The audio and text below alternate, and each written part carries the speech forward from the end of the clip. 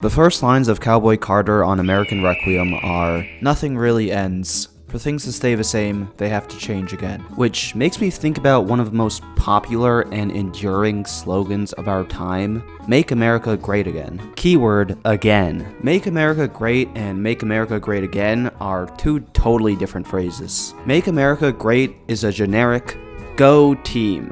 Make America Great Again tells a really powerful story that we as a country used to be great and have now fallen into a state of disrepair, but that there's hope yet for us to be saved and brought back to the good old days. As Beyonce says in American Requiem, "Them big ideas are buried here." There are big ideas in Cowboy Carter, but the heart of the album is about personal relationships. The 4 songs after American Requiem form a chapter about motherhood, and the 2 songs after Smoke Hour are about her lover. Conflict is introduced on the 10th song of the album, Jolene.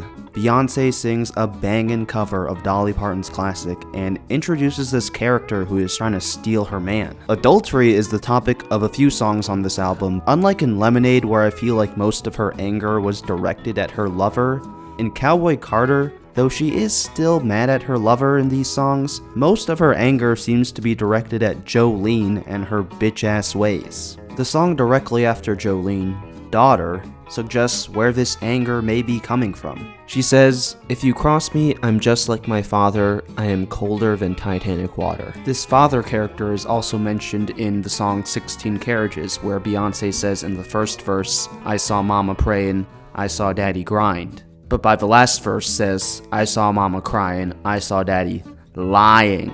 Beyonce's anger in Cowboy Carter is inherited, and even though she may not have been the one to start this cycle, she has to be the one to end it. In American Requiem, she says, "I'm the one to cleanse me of my father's sins." On the last song of Cowboy Carter, Amen, that line has changed to, "We'll be the ones to purify our father's sins." The personal story Beyonce tells about inheriting anger from her father mirrors the big story she's telling about the ugly history we have inherited as a nation. If the father in the story is supposed to be a stand-in for Big Daddy America, then Jolene is us, the listeners. In American Requiem, she says, "They used to say I spoke too country. Then the rejection came, said I wasn't country enough." A reference to Lemonade's Daddy Lessons being rejected from the country music categories at the 2016 Grammys, which honestly makes no sense. Just 2 years earlier, Taylor Swift, to use another huge pop star as reference, was nominated for Best Country Song with Begin Again. Now listen,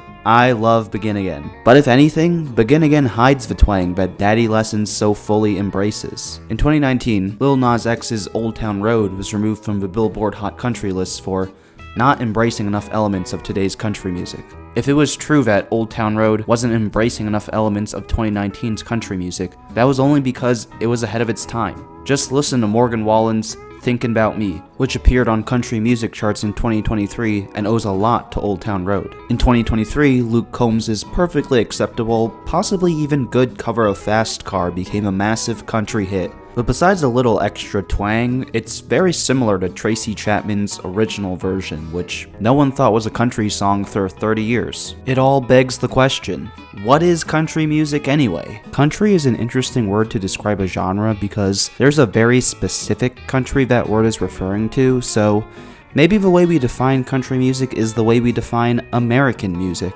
Cowboy Carter casts a pretty wide net on country music. If I had to label it, I would describe it as being mostly acoustic country and country trap and country gospel, but at the end of the day, it's just molecules vibrating in the air, and the way this album makes those molecules vibrate is pleasant to my ears. At the most basic level, a genre is a collection of music that sounds similar, and there are lots of ways to be similar to an ever-shifting pool of music. Debates about whether certain styles of country music are authentic are really debates about change. Nostalgia is very powerful. Just look around. They don't make new movies anymore, they just use the old shit because people want to remember when they were 16. We all long for the days when we were younger and life hadn't beaten us down so much yet. But time goes on and things like music and America change. On Smoke Hour, the GOAT himself says, "Go to that good place your mind likes to wander off to, and if you don't want to go find yourself a jukebox." Basically saying,